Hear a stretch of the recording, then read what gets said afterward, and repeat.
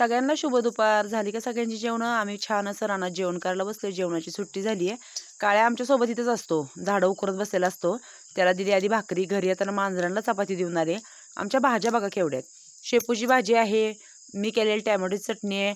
ही इंदुमावशीने काल जी खुरपताना भाजी होती ती आहे. मुळा घेतलाय तोंडी लावायला. मटकीची भाजी आहे. त्या ताईंचा दोडका आहे पातळ. आणि इकडे बघा, ही माझ्यासोबत आज रानात आली आहे. आम्ही कंटाळून ह्यांना रानात बसलोय जेवायला. तर रानात पण माझ्यासोबत आली.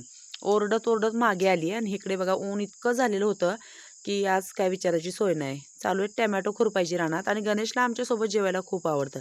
तिकडे इंदुमावशी बसल्यात आणि इकडे ह्या 2 ताई, आत्या, मी. आज दादा कोणीच नाही आहेत, कारण त्यांचं काम तारा ओढायचं झालेलं आहे. आता फक्त टॅमॅटो लवकरात लवकर बांधायचे आहेत, कारण झाडं खूप अशी कलंडली आहेत. इकडे मी लोणचं पण घेऊन आलेली आहे. तर भाज्या बघा, गणेश बोलतो हॉटेलमध्ये पण एवढ्या भाज्या नाही आहेत, एवढ्या आपल्याकडे भाज्या आहेत. तर 3-4 भाज्या आहेत सगळ्यांच्या अशा छान. तर आता ही जी आहे ना, मी जोपर्यंत घरी जात नाही तोपर्यंत ही इथेच बसणार. आणि मुळा मी त्या दिवशी काय केलं, बाजूने सगळं गवत काढून टाकले. आता एक बारीक बारीक मुळा आहे, आम्ही घेतला होता तोंडी लावायला. तर इकडे बघा, खुरपताना बाजूला मला जेवण झाल्यानंतर परत काय केलं, बसलो खुरपायला. तर पांढरा गोकर्णाचा वेल आहे.